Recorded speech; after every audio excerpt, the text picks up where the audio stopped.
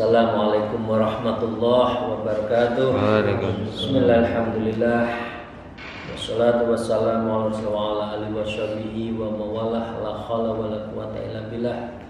Asyhadu an la ilaha illallah wa la syarikalah wa asyhadu anna Muhammadan abduhu wa rasuluhu la nabiyya ba'dah.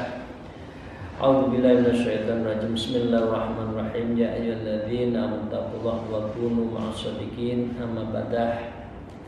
Para salikin, para jamaah, sahabat, kolega, bapak ibu, tuan-tuan, atas izin guru mari kita melanjutkan ngaji kitab Al-Usfuriyah pagi hari ini. Terlebih dulu bersyukur alhamdulillahirabbil alamin ala kulli halin wa ni'matin, dan bersolawat Allahumma sholli ala sayyidina Muhammad wa ala alihi washabihi. Hari ini kita akan melanjutkan hadis ke-28. Para bapak ibu sekalian, di awal sudah kita bahas menerangkan tentang seburuk dan sejelek-jelek manusia itu ada 9 menurut Rasulullah. Yang pertama adalah orang yang melampaui batas, yang kedua adalah orang yang sewenang-wenang, ya. Yang ketiga adalah orang yang melupakan kubur, ya. Yang keempat adalah orang yang lalim, zalim, ya. Yang kelima adalah bi'sal abdun yahtaru dunyatiddin, orang yang menukar akhiratnya, agamanya dengan urusan dunia. Yang keenam adalah orang yang suka membuat strategi siasat-siasat untuk astagfirullahaladzim, menyikat temannya hanya ingin menjadi pejabat. Ya, ini jelek banget, hanya ingin urusan dunia, kemudian membuat siasat-siasat. Ya. Yang ketujuh adalah rakus urusan dunia. Yang kedelapan adalah orang yang memenuhi hawa nafsunya. Yang kesembilan adalah orang yang gemar, yang menjadikan dirinya itu terhina. Bisal abdun rohbun yudillu anil haq, yaitu mengalahkan kebenaran hanya untuk memenuhi keinginannya. Astagfirullahaladzim, moga-moga kita dijauhkan dari sikap 9 ini, ya Bapak sekalian. Rezeki niku sampun dipun bagi, pangkat sudah ada yang menentukan Allah. Siapa mendapat apa sudah. Mbok sampun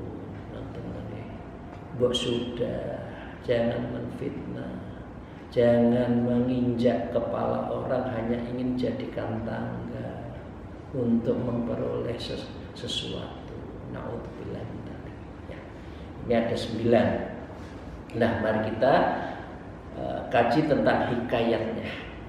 Wa qala al-mu'allif fi hadzal kitab al-hikah anna Umar bin Abdul Aziz fi waqti khilafatih.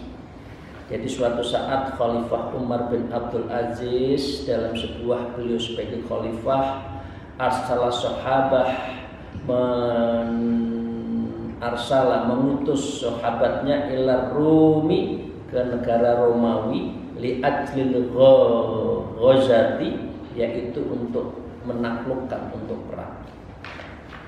Fahmah zatis sahabah, maka dikirimlah 20 pahlawan, usiru isluna nafaron, ya, minas sahabah, yang pilih yang 20 sahabat-sahabat menjadi pimpinan dari perang menuju ke Romawi. Wa amru fa qaisarur rum li wahidin minhum ayyadkhula fi dinihi wa ya'budas sanam. Dan 20 pasukan ini kalah. Kemudian Kaisar Romawi, Qaisar Rum liwahidin bicara kepada seorang dari orangnya, ayat khola fitini wa ya'budus sanam. Kemudian dipanggillah salah satu dari yang kalah itu dengan mengatakan, maukah kamu yadkhula fi dinihi wa ya'budus sanam? Kamu mau masuk agama saya? Artinya agama ya, tidak usah saya sebut, Romawi, Roma, dan kamu harus menyembah berhala. Maka dengan demikian, dan Kaisar berkata, in dakhalta fi dini wa sajadta lis-sanam as'aluka amirun fi baladin atimah. Kalau kamu mau masuk agama saya, kata Kaisar, kamu akan saya jadikan sebuah kaisar, sebuah pimpinan di sebuah negara jajahan saya. Kira-kira dia jadi amir di satu tempat.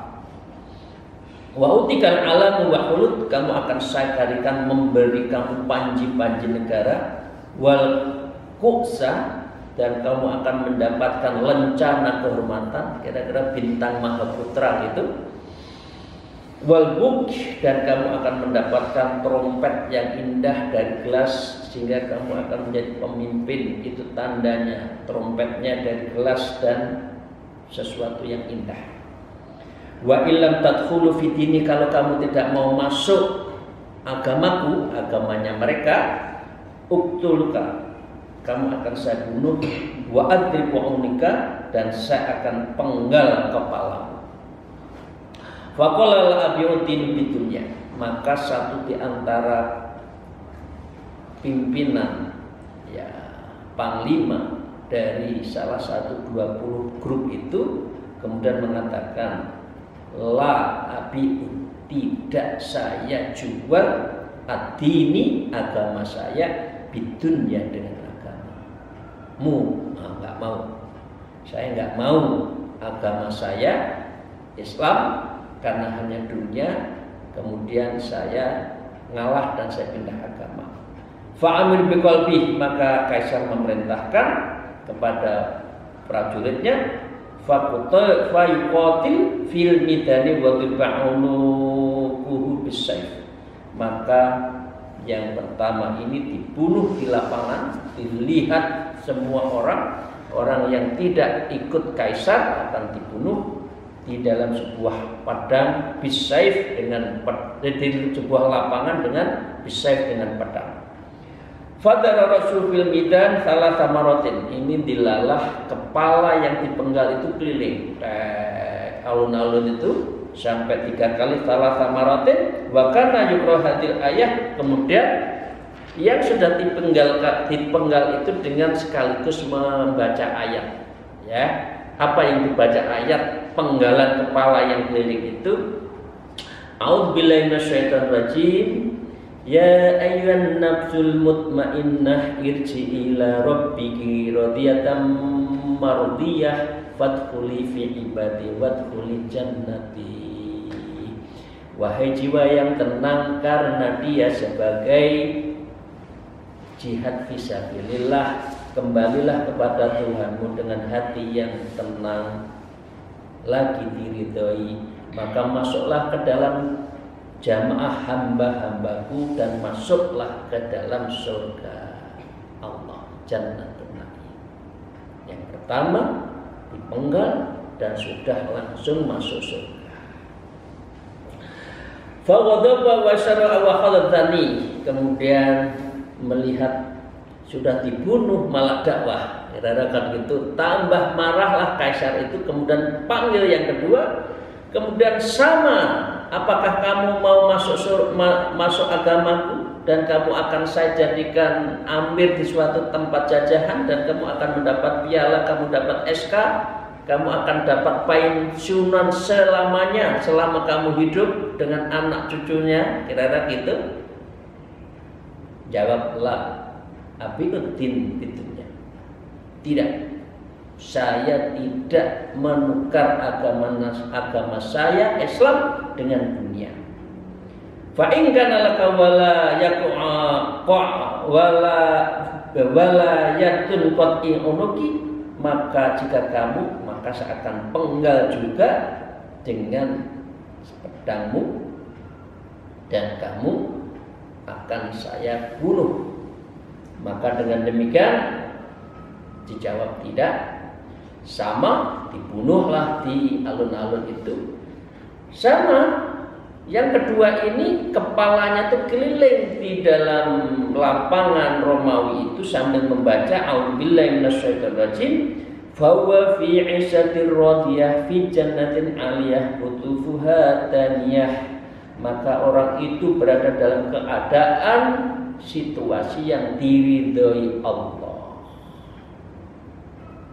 Ya, kemudian dia mendapatkan fi jannatin 'aliyah, dia mendapatkan surga yang tinggi, qutufuha daniyah, dan buah-buahnya tinggal metik dekat apa saja, khotrah fil qalbi, dia kerentek saja buah itu ada. Maka yang kedua itu masuk surga. Wasakatta faqa inda rasul awal, begitu pula akhirnya dua dari kepala tadi berjejer, tek tek membaca surat, putar 3 kali, yang kedua kemudian berhenti di sebelahnya. Nah, dengan membaca ayat itu, faghadiba Kaisar lebih marah lagi, ghadaban sadid, dan marahnya luar biasa, wa amara ayyuhadan salih, maka kemudian dipanggil salah satu dari panglima yang ketiga.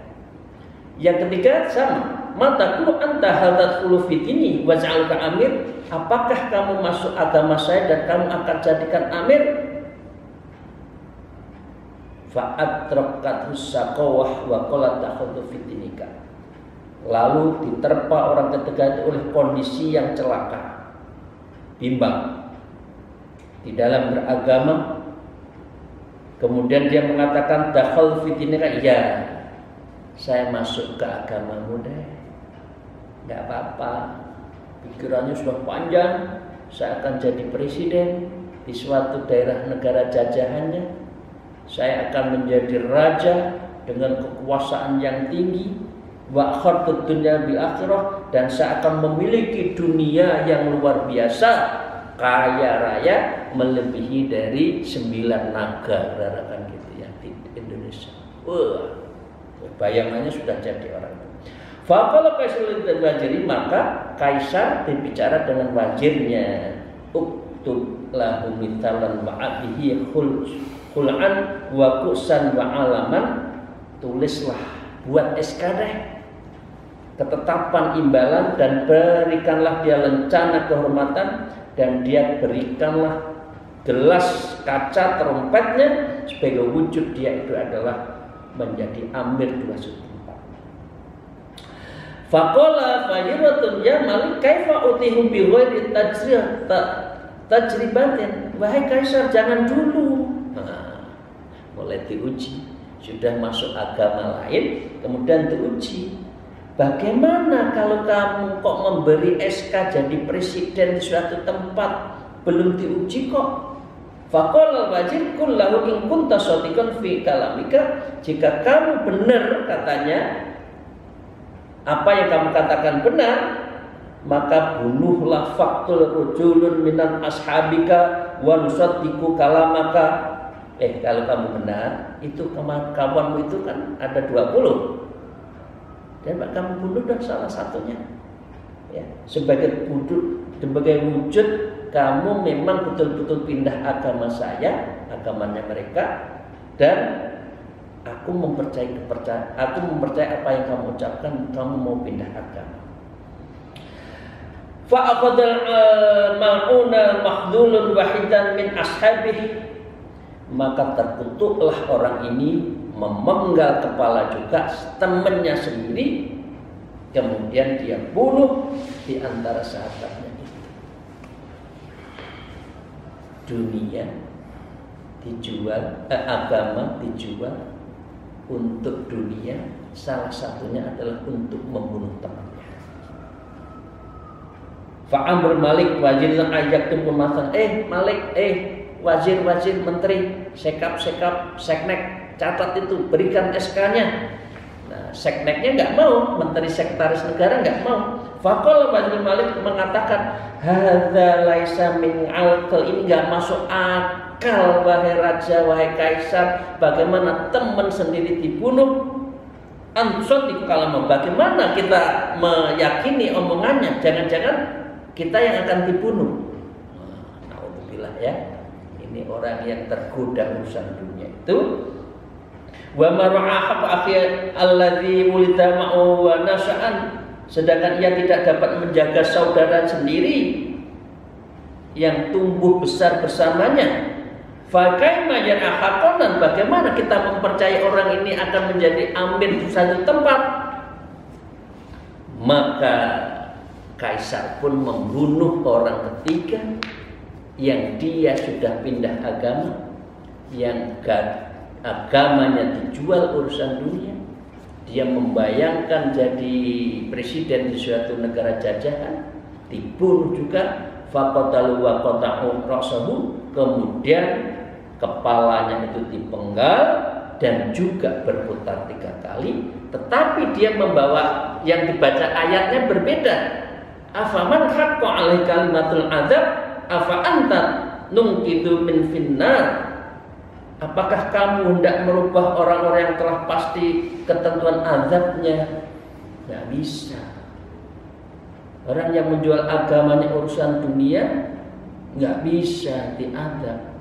Orang yang suka menfitnah temannya nggak bisa, dia masuk azab. Orang yang mendolimi bawahannya, orang nggak salah dikatakan salah. Orang tidak pernah melakukan kekeliruan kemudian dipindah di ujung sebuah negara bagian, bukan ya. Ini umpama sana negara bagian sana, kalau di sini ke sana dikasih cabang yang jauh sana, padahal nggak salah karena nggak suka. Siapa yang bisa merubah azabnya itu? Nggak ada. Jadi pemimpin kalau seperti ini akan diazab yang suka mendolimi anak buahnya. Jadi pemerintah menteri yang suka korupsi dan dia akan menginjak rakyatnya tidak ikhlas,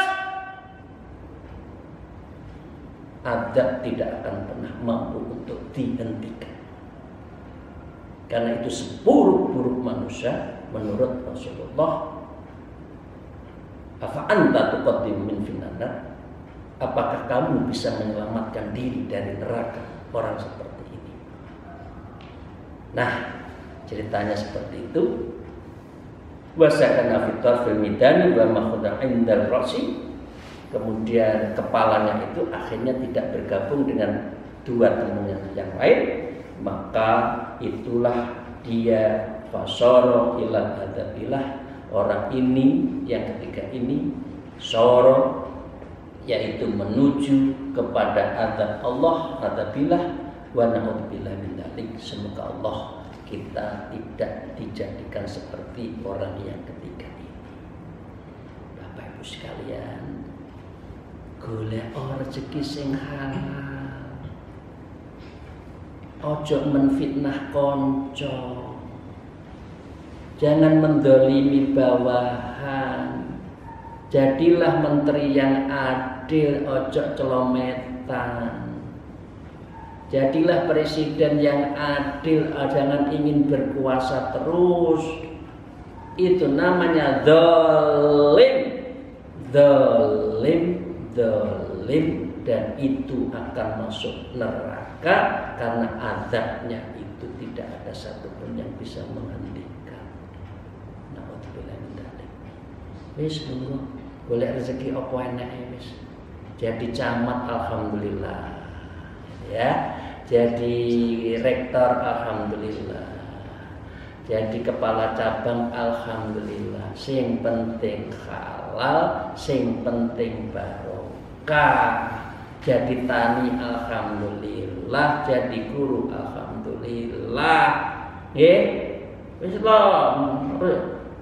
kekayaan sugih ora digawa mati lho, ora digoleki rono-rono sampai membunuh temannya, membunuh karakter asasnya. Oke, mari kita lanjutkan hadis ke-29.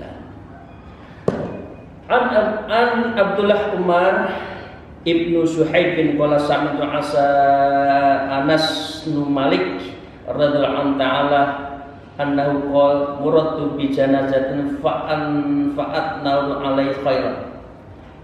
Hadis diriwayatkan Syekh oleh Abdul bin Aziz. Beliau mendengarkan Sayyidina Anas bin Malik menceritakan pernah beberapa orang lewat membawa jenazah, lalu mereka memuji jenazah itu. Ada jenazah lewat, la ilaha illallah, la ilaha illallah, la ilaha illallah Muhammadur Rasulullah. Kita sudah siap mati? Panjenengan semua sudah siap mati? Masih suka ndonyo? Masih nge-share gambar yang seronok di WA itu? Masih suka menfitnah? La ilaha illallah, la ilaha illallah. Itu semua orang akan mati. Lah ini orang mati menyaksikan, oh ini orang baik. Faqala Nabi sallallahu alaihi wasallam wajibtu lahu, maka wajib baginya. Ya, kemudian ada lagi lewat yang sama. Maka yang sama ketika itu yang jenazah yang kedua lewat, maka Rasulullah mengatakan wahabtu lahu dan wajabat lahu, kemudian Rasulullah mengatakan dan wajib baginya. Nah, Sayyidina Umar bin Khattab bertanya, apa yang wajib? Ma wajabat ya Rasulullah. Dua jenazah, yang satu mengatakan saya menyaksikan ini orang baik, satunya orang lain jenazah tapi orang diam, kok juga wajib baginya. Kemudian Rasulullah mengatakan hadza asnaitum alaihi khairun wajabtu lahu jannah. Jenazah ini kalian yang sanjung tadi orang baik, maka dia berhak atasnya adalah surga. Wa hadza ma'al syarr wajabtu 'alanna, dan orang yang dia mengatakan karena dia bukan orang baik maka dia akan masuk neraka. Memangnya enak orang dunia ini nggak seneng-seneng tok. Kalau orang mengatakan bahwa semua menyaksikan orang ini zalim, orang ini kikir, orang ini suka bersewenang-wenang, orang ini menyengsarakan rakyatnya, orang ini merampas hak rakyatnya, negara menguasai mengangkangi rakyatnya, dan orang mengatakan bahwa pemerintah ini, menteri ini, presiden ini, gubernur ini, lurah ini, camat ini, bupati ini mengatakan jelek, nggak ada yang mengatakan benar sedikit pun, maka fawajabta lahu nar, orang ini masuk neraka karena nggak ada yang menyaksikan orang baik.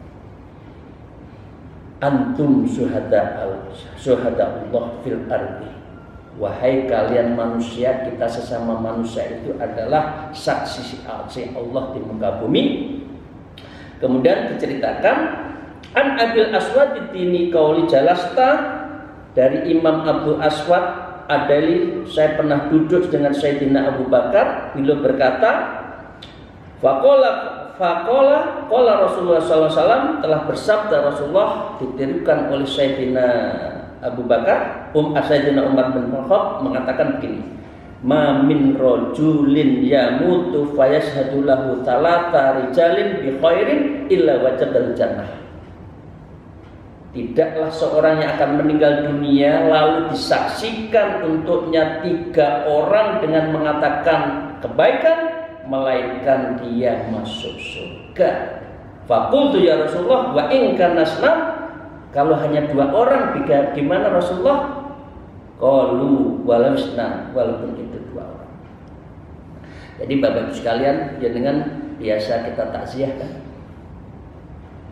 Apakah Bapak Ibu sekalian sebelum dibawa ke liang lahat itu kan, keluarganya mengatakan, mutinnya tokoh masyarakat mengatakan, kalau ada hutang piutang, monggo siapa hubungi kami. Setelah itu mau berjalan kan, mari kita saksikan apakah ashada. Ayo kita saksikan hadza jayah min ahlil khair. Nah, Bapak Ijo pernah mengatakan, maka jangan segan-segan mengatakan khair, khair, khair 3 kali. Itulah yang akan menjadikan sahabat kita, teman kita yang kita saksikan beliau adalah orang baik dan dia masuk surga. Apakah jenazah itu min ahlil khair? Kok diam semua? Berarti jenazah itu adalah jenazah sejelek-jelek manusia dan dia masuk neraka. Jadi kalau kita bertakziah kemudian akan membawa jenazah itu ketika dikatakan dipersaksikan hadza jenazah min ahlil khair, maka bismillah, yang ikhlas sebutlah khair, khair, khair. Ya, baik, baik, baik. Biasanya kan gitu kan sampai 3 kali. Jadi dengan demikian Bapak Ibu sekalian, itu yang menjadikan seseorang kita atau siapapun nanti yang akan meninggal, moga-moga semua menyaksikan kita semua itu adalah min ahlil khair. Amin ya rabbal alamin. Dan itulah walam tas'al Nabi sallallahu alaihi wasallam anil wahid. Kemudian Rasulullah mengatakan benar orang yang menyaksikan meskipun 2 orang, 1, apalagi seluruh jamaah mengatakan hadzal janazah min al khair, maka wa yadkhulul jannah, orang ini akan masuk surga. Amin ya rabbal alamin. Semoga kita kalau wafat tidak memberatkan mulut orang yang takziah mengatakan kita semua min ahlil khair. Amin ya rabbal alamin. Syaratnya tadi jangan melakukan ke-9 seburuk-buruk manusia. Alhamdulillah, wallahul muwaffiq ila aqwamit thariq. Wassalamualaikum warahmatullahi wabarakatuh.